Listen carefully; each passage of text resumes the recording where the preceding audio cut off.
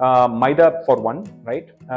Without recognizing that it's all-purpose flour, right? It's one way of treating wheat, and it's convenient for making a whole ton of snacks and so on. It's a portion control that matters. Maida is clearly one.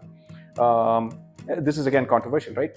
People needlessly vilify MSG without realizing that there are so many glutamates in your tomato and Parmesan cheese and mushrooms and the fish and anything else that you eat.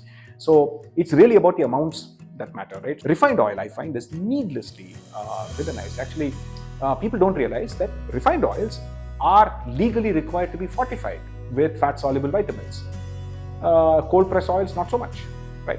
So is everyone absolutely sure they're getting all their vitamin A, D, E, and K, particularly as adults, if they don't consume as much dairy? Are they going to get all of that? So this is a good way to get that, right? So I think refined oils are needlessly sort of vilified.